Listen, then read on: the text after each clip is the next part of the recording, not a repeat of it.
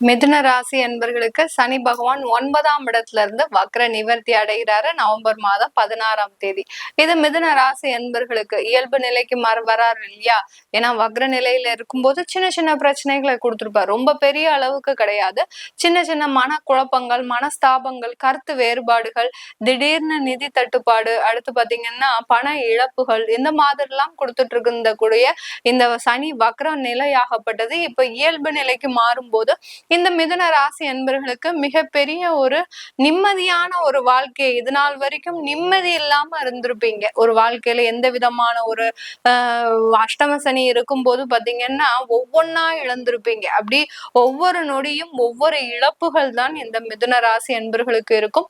இப்போ அந்த அஷ்டம சனி முடிஞ்சு கொஞ்சம் பரவாயில்ல அப்படின்னு இருக்கும்போது அந்த சனி பகவான் வக்ர நிலையை அடைஞ்ச ஒரு 4 மாத காலமாக பாத்தீங்கன்னா அவங்களுக்கு சில சில இழப்புகள் மீண்டும் தலை தூக்க ஆரம்பிச்சிருக்கும். இந்த மாதிரியாக இருக்கக்கூடிய இந்த சனி பகவானுடைய வக்ர நிவர்த்தி பாத்தீங்கன்னா இந்த மிதுன ராசி என்பர்களுக்கு மிகப்பெரிய ஒரு நல்ல லாபமான ஒரு மகிழ்ச்சிகரமான ஒரு தருணத்தை கொடுக்கக்கூடிய ஒரு நேரமாக இருக்கும். 9ஆம் இடம்ன்றது பாக்யஸ்தானம். இந்த பாக்யஸ்தானத்துல அந்த சனி பகவான் இருக்கும்போது எந்த மாதிரியான பலனை கொடுக்கும் அப்படின்ற போது உங்களுக்கு கிடைக்க வேண்டிய ஒரு சில விஷயங்கள் பாத்தீங்கன்னா நன்மையான விஷயங்கள், சுப நிகழ்ச்சிகள், இந்த மாதிரி உங்களுக்கு வந்து சேர வேண்டிய பணங்கள், இது எல்லாமே பாத்தீங்கன்னா கொஞ்சம் நிதானமாக ஒரு வேகம் இருக்குமே ஒழிய அந்த வேகத்துல ஒரு நிதானத்தையும் கடைபிடிக்க ஆரம்பிச்சிடுவீங்க. இது வரும் நமக்கு 100% தெரிஞ்சிடும். ஆனாலும் அங்க போய் நீங்க ஃபோர்ஸ் பண்ண முடியாத ஒரு சிச்சுவேஷன்ல இருப்பீங்க. ஒருத்தர்கிட்ட நீங்க கடனை கொடுத்துருக்கீங்க அப்படின்னு இருக்கும்போது உங்களுடைய சேமிப்பு பணம் நாளைக்கு வருமா வராதான்ற ஒரு மனக்குழப்பத்தோட இருந்திருப்பீங்க கடந்த ஒரு 4 மாதத்துல. இப்ப இந்த நிவர்த்தி அடையதுல இருந்தே பாத்தீங்கன்னா உங்க ஒரு உங்களுடைய சிந்தனையாகப்பட்டது எப்படி இருக்கும்? எப்படியா இருந்தாலும் கொடுத்துருவாரு, ஆனா அவரை நம்ம ரொம்ப ஃபோர்ஸ் பண்ணக்கூடாது அப்படின்ற ஒரு மனநிலைமைக்கு மாறக்கூடிய ஒரு தருணமாக தான் இருக்க போது இந்த வக்ர நிவர்த்தி. இந்த மாதிரிதான் ஒவ்வொரு ஒரு செயல்களிலும் பாத்தீங்கன்னா இந்த மிதுன ராசி என்பர்களுக்கு ஒரு விவேகத்துடன் செயல்படக்கூடிய, நம்ம எப்படியாவது அந்த காரியத்தை சாதிக்கணும், நமக்கு அங்க காரியம்தான் முக்கியம் அப்படின்ற மாதிரியாக உங்களுடைய சிந்தனையாகப்பட்டது செயல்படக்கூடிய ஒரு நேரமாக தான் இருக்கும். ஏன் நம்ம ஒவ்வொரு ராசிக்கும் உங்களுடைய மனநிலை இப்படி இருக்கும், உங்களுடைய செயல்கள் இப்படி இருக்கும் அப்படின்னு சொல்றோம்னா சந்திரன் உங்களுடைய ராசிக்கு தான் நம்ம சொல்லிட்டு இருக்கிறோம். இப்போ உங்க லக்னத்துக்கு அப்படின்னு சொல்லும் போது அவர் 9ஆம் இடத்துல இருக்கும்போது உங்களுக்கு சில விஷயங்களை நீங்க ஆணித்தனமாக இந்த விஷயங்களை நம்ம செய்தே முடிக்கணும் அப்படின்ற மாதிரியாக ஒரு தெளிவோடு அந்த விஷயத்தை செய்து முடிப்பவர்களாக தான் இருப்பீங்களே ஒழிய இந்த மிதுன லக்ன அன்பர்கள், மிதுன ராசி அன்பர்கள் அந்த சிந்தனையில ஒரு சின்னதான ஒரு தாமதம் இருக்கக்கூடிய ஒரு சூழ்நிலையாக தான் இருக்க போது இந்த மிதுன ராசி அன்பர்களுக்கு. மிதுன ராசியில பாத்தீங்கன்னா 3 நட்சத்திர அன்பர்கள், மிருகசீரிட நட்சத்திர அன்பர்களுக்கு இந்த காலகட்டம் நல்ல ஒரு பொன்னான வாய்ப்புகளை, சில பேர் பாத்தீங்கன்னா நிலம் வாங்கணும், அடுத்து பாத்தீங்கன்னா கணவர் சம்பந்தமான சில பிரச்சனைகள்லாம் இருந்திருப்பீங்க. நில சம்பந்தப்பட்ட பிரச்சனை, அடுத்து வீட்டுல கணவர் சம்பந்தப்பட்ட பிரச்சனைகள்லாம் இருந்திருக்கும். குடும்பம் சம்பந்தமான பிரச்சனைகள்ல இருந்து வெளியில வரக்கூடிய ஒரு நேரமாக தான் இருக்க போது இந்த மிதுன ராசியில இருக்கக்கூடிய மிருகசீரிட நட்சத்திர அன்பர்களுக்கு. அடுத்து திருவாதிரை, முக்கியமான நட்சத்திரமான அந்த ராகு நட்சத்திரத்துல ஏண்டா பிறந்தோம், ஒவ்வொரு நாளும் ஒரு வலி, ஒவ்வொரு நாளும் ஒரு வேதனை, தேவையில்லாத பிரச்சனைகள், இப்படி ஏன்னா பிரச்சனைகளை நோக்கி பயணிக்க கூடியவர்கள்னு சொல்றதை விட பிரச்சனைகள் உங்களை நோக்கிதான் பயணிக்குதுன்னு சொல்லக்கூடிய ஒரே ஒரு நட்சத்திர அன்பர்கள் இந்த திருவாதிரை நட்சத்திர அன்பர்கள் மட்டுமே. இப்படிப்பட்ட இந்த நட்சத்திர அன்பர்களுக்கு இந்த சனியினுடைய வக்ர நிவர்த்தி மேலும் மேலும் ஒரு நல்ல ஒரு மாற்றத்தை கொடுக்க போகுது. ஏன்னா இந்த மாற்றம் பாத்தீங்கன்னா இந்த 4.5 மாதங்களுக்கு உறுதியானது. எந்த விதமான ஒரு நிலைப்பாடுல அந்த ஒரு தடுமாறாம நீங்க உங்களுடைய வெற்றியை மட்டுமே ஈட்டக்கூடிய ஒரு நேரமாக இருக்க போகுது.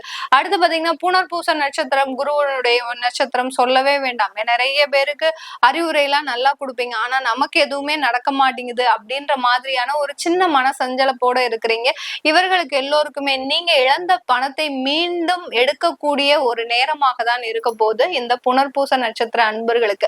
இந்த சனியினுடைய வக்ர நிவர்த்தியில அந்த சனி பகவான் இந்த கடைசி 4.5 மாதங்கள், ஏன்னா அடுத்து அவரு பெயர்ச்சியாக போறார், உங்களுடைய 10ஆம் இடத்திற்கு பயிற்சி ஆக போறாரு. இப்போ இந்த 9ஆம் இடத்துல இருக்கக்கூடிய அந்த கடைசி 4.5 மாதங்கள் அவர் என்ன செய்ய போறாரு அப்படின்னு பார்க்கும்போது, அவருடைய பார்வையாகப்பட்டதுதான் இந்த காலகட்டத்துல வேலை செய்ய போகுது. அவருடைய பார்வை பாத்தீங்கன்னா உங்களுடைய ராசிக்கு 11ஆம் இடத்துல விழுது, அதாவது அந்த மேஷ ராசியில விழுது. அதனால உங்களுக்கு இந்த காலகட்டம் தொழில் சம்பந்தமான லாபங்கள் வரக்கூடிய ஒரு காலகட்டம், தொழிலில் நல்ல முன்னேற்றங்கள் வரக்கூடிய ஒரு நேரமாக தான் இருக்க போது. இந்த மிதுன ராசி என்பவர்களுக்கு கொஞ்சம் கான்சென்ட்ரேட் பண்ணுங்க. நீங்க நிறைய இழந்ததெல்லாம் நிறைய இருக்கு, இல்லன்னே சொல்லல. அதுல இருந்து வெளியில வந்தே ஆகணும் நீங்க இந்த காலகட்டத்துல. அதுக்கு நீங்க என்னென்ன முயற்சிகள்லாம் எடுக்கணும் அப்படின்றதுதான் நீங்க இந்த நேரத்துல சிந்திக்கக்கூடிய ஒரு நிலைப்பாடாக இருக்கும். இதுக்கு தலைமை ஏற்று நடத்தக்கூடிய ஒரு நேரம் பாத்தீங்கன்னா உங்களுடைய தசாபுத்தி தான் தலைமை ஏற்று நடத்த போகுது. இந்த கோச்சார நிலவரப்படி சனி பகவான் உங்களுக்கு வக்ர நிவர்த்தியில இருக்கிறாரு. அந்த நிவர்த்தி ஆகக்கூடிய அந்த சனியை தலைமை ஏற்று நடத்தக்கூடிய, இப்போ ஒரு ஆபீஸ்ல ஒருத்தவங்க வேலை செய்யறாங்க, ஒரு 10 பேர் வேலை செய்யறாங்கன்னா அதுக்குன்னு ஒரு தலைமை இருப்பாங்க இல்லையா, அந்த தலைமை சொல்றதுதான் அந்த அந்த ஆபீஸ்ல இருக்கிறவங்க வேலை செய்வாங்க. அதே மாதிரிதான் இந்த கோச்சார கிரகங்கள் டெம்பரரியா எல்லா இடத்துலயுமே மூவ் ஆகிட்டு இருக்குது. இந்த கோச்சார கிரகங்களுக்கு அறிவுரைப்படுத்தக்கூடிய கிரகங்கள் யாரு அப்படின்னா நம்ம தசாபுத்தியில இருக்கக்கூடிய கிரகங்கள். இப்போ உங்களுக்கு சனி தசை ராகு புத்தியே நடக்குது அப்படின்ற போது அந்த சனி தசை எந்த பாவகத்துல இருக்குது, அந்த பாவகத்துல இருந்து என்ன செய்ய போகுது அப்படின்றதுதான் இந்த கோச்சார சனிக்கு கொடுக்கக்கூடிய ஒர்க்கா இருக்கும், ஒர்க் அலாட்மெண்டா இருக்கும். இப்படிதான் இந்த கிரகங்கள் ஒவ்வொன்றையும் ஒவ்வொருபடி செயல்படும் போது உங்களுக்கு எந்த மாதிரியான பலன்கள் இந்த காலகட்டத்துல கோச்சார நிலவரப்படி உங்கள தொழில ஒரு நல்ல வளர்ச்சி இருக்க போது, ஒரு முயற்சிகளை எடுக்க போறீங்க, நிறைய இடைவிடாத முயற்சிகளை எடுக்க போறீங்க. அதனால லாபமா கேட்டீங்கன்னா 100% லாபம் தான் வந்து சேரக்கூடிய ஒரு மாதமாக தான் இருக்க போது இந்த மிதுன ராசி என்பர்களுக்கு.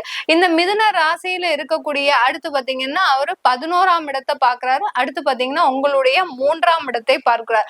3ஆம் இடத்தை பார்க்கும்போது ஒரு சில இடமாற்றங்கள் அமைவதற்குண்டான ஒரு காலகட்டமாக இருக்கும். வேலை சம்பந்தமாக நீங்க குடும்பத்தை விட்டு வெளிநாடு போகக்கூடிய வாய்ப்புகள் வரலாம்.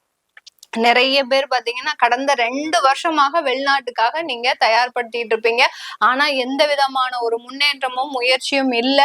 அதுல ஏதோ சில தடைகள், தேவையில்லாத ஒரு பண இழப்புகள் இப்படிதான் போயிட்டு இருக்கு. ஆனா இந்த 3 மாதத்துல உங்களுக்கு வெளிநாடு செல்லக்கூடிய ஒரு வாய்ப்புகள் வரக்கூடிய ஒரு நேரமாக இருக்கும். ஆபீஸ் சம்பந்தமாகவே நீங்க வெளியூர் போகக்கூடிய ஒரு அமைப்பாகவும் இருக்கும். வேலை இல்லாதவர்களுக்கு வேலை கிடைக்கக்கூடிய ஒரு நேரமாக இருக்கும். ஏன்னா மிதுனராசி அன்பர்கள் நீங்க இடைவிடாம முயற்சி செஞ்சுட்டு இருக்கிறீங்க. சில பேர்லாம் பாத்தீங்கன்னா 6 மாதத்திற்கு மேலாகவே வீட்டுல இருந்து அந்த வேலையை விட்டு வீட்டுல இருந்து விடாமுயற்சியாக தேடிட்டு இருக்கீங்க. எப்படியாவது நமக்கு கிடைச்சிரும் அப்படின்ற ஒரே தன்னம்பிக்கையோட தேடிட்டு இருக்கிறீங்க. அந்த தன்னம்பிக்கை இந்த மாதம் உங்களுக்கு இலகுவாக, ஏன்னா அந்த சனியினுடைய பார்வை பாத்தீங்கன்னா உங்களுடைய 6ஆம் இடத்தையும் பார்க்கிறார். அப்படி இருக்கும்போது மிக எளிதாக கிடைக்கக்கூடிய ஒரு நேரமாக இருக்கும். இதற்கு முன்னாடி எல்லாம் நீங்க இன்டர்வியூ அட்டன் பண்ணியிருப்பீங்க. ரொம்ப கஷ்டப்பட்டு அவங்க கேட்கிற கேள்விக்கெல்லாம் எல்லாம் சொல்லி நீங்களும் உங்களுடைய எஃபர்ட் எல்லாத்தையும் கொடுத்துருப்பீங்க. ஆனா கடைசி நேர இன்டர்வியூல உங்களுக்கு எந்த விதமான ஒரு வெற்றி வாய்ப்புமே இருக்காது. ஆனா இப்ப பாத்தீங்கன்னா ரொம்ப ஈஸியா அட்டன் பண்ணுவீங்க. இதுக்கு முன்னாடி எல்லாம் நான் அவ்வளவு கஷ்டப்பட்டு அட்டன் பண்ணனே, ஆனா இப்போ ரொம்ப ஈஸியா அட்டன் பண்ணிட்டேன், ஆனாலும் கிடைச்சிருச்சு எனக்கு அப்படின்னு சொல்லக்கூடிய அளவிற்கு அந்த சனியினுடைய பார்வை பாத்தீங்கன்னா மிக தீவிரமாக இருக்கும். அதுதான் இந்த 4.5 மாதங்கள் அவருடைய பார்வை மிக எளிதாக செயல்படக்கூடிய ஒரு நேரமாக இருக்க போகுது. இப்ப நம்ம சொல்லக்கூடிய விஷயங்கள் எல்லாமே கோச்சார நிலவரப்படிதான் நான் சொல்லிட்டு இருக்கிறேன். அதனால உங்களுடைய தசாபுத்தி அமைப்பையும் நீங்க பாத்துக்கோங்க. இந்த மிதுன ராசியில இருக்கக்கூடிய பெண்கள் பாத்தீங்கன்னா இந்த காலகட்டம் நீங்க மேற்படிப்பை தொடர்வதற்கு உண்டான ஒரு காலகட்டம்.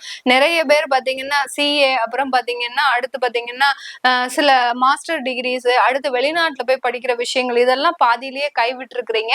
அது எல்லாத்தையுமே மீண்டும் தொடங்குவதற்கு உண்டான ஒரு காலகட்டம் தான் இருக்கும். நிறைய பேர் தன்னுடைய காதல் தோல்வியில நிறைய ஒரு மரணம்ன்ற அளவுக்கு போய் உங்களுடைய அவஸ்தையை சந்தித்துட்டு வந்திருக்கிறீங்க. அவர்களுக்கு எல்லோருக்குமே இந்த ஒரு 4.5 மாதங்கள் ஒரு ரிலாக்ஸ் ஆன ஒரு காலகட்டம். ஏன்னா பெரிய வழியில இருந்து, மரண வேதனையிலிருந்து நீங்க வெளியில வந்திருக்கிறீங்க.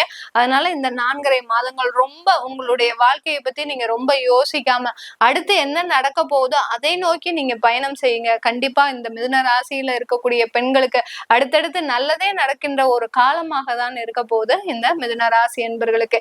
இது எல்லாமே நம்ம கோச்சார நிலவரப்படி சொல்லியிருக்கிறேன். அது நான் ஏற்கனவே சொல்லிட்டேன். உங்களுக்கு ஜாதகம் பார்க்கணும்னா நீங்க கீழே இருக்கிற நம்பருக்கு வாட்ஸ்அப்ல அப்பாயின்மெண்ட் வாங்கிக்கலாம். உங்களுடைய குழந்தைகளுக்கு ஜாதகம் எழுதணும். நிறைய பேர் ஃபாரின் கண்ட்ரீஸ்ல எல்லாம் இருக்கிறீங்க. அவங்களுக்கு எங்களுக்கு குழந்தைங்களுக்கு ஜாதகம் இல்ல. சில பேருக்கு பாத்தீங்கன்னா இந்த மாதிரியான ஒரு சில ஐடியாஸே இருக்கவே இருக்காது. ஏன்னா அந்த குழந்தைங்களுக்கு என்ன நடக்குது, நமக்கு என்ன ஏன்னா இந்த ஒரு மிடில் ஏஜ்ல, அதாவது 13 வயதுல இருந்து 18 வயசுக்குள்ள அந்த பேரண்ட்ஸ் அந்த குழந்தைகளை கண்ட்ரோல் பண்றதுன்றது ஒரு முடியாத ஒரு நேரமா, அந்த டயத்துல நம்ம சில விஷயங்களை நம்ம ஆய்வு செஞ்சுக்கணும். ஜாதக ரீதியா அவன் என்ன செய்ய போறான், எப்படி இருக்க போறான், இது டெம்பரவரி தானா இல்ல பெர்மனண்டாவே இப்படி இருப்பானா, இல்ல அவங்களுக்கு நம்ம வேற ஏதாவது இடமாற்றம் செஞ்சுக்கலாமா அப்படின்ற விஷயங்களை நீங்க தெரிஞ்சு வச்சுக்கிட்டீங்கன்னா நல்லா இருக்கும். அதுக்கு நீங்க உங்களுடைய குழந்தைகளுக்கு ஜாதகம் எழுதணும். ஜாதகம் எழுதாதவங்க எழுதிக்கோங்க.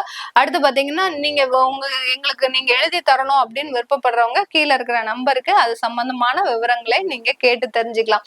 உங்களிடமிருந்து விடைபெறுவது உங்கள் ஆஸ்ட்ரோ பூர்ணா. நன்றி, வணக்கம். இந்த நிகழ்ச்சியை பற்றிய உங்கள் கருத்துக்களை கீழிருக்கும் தொலைபேசி எண் மற்றும் மின்னஞ்சலில் தெரிவிக்கலாம்.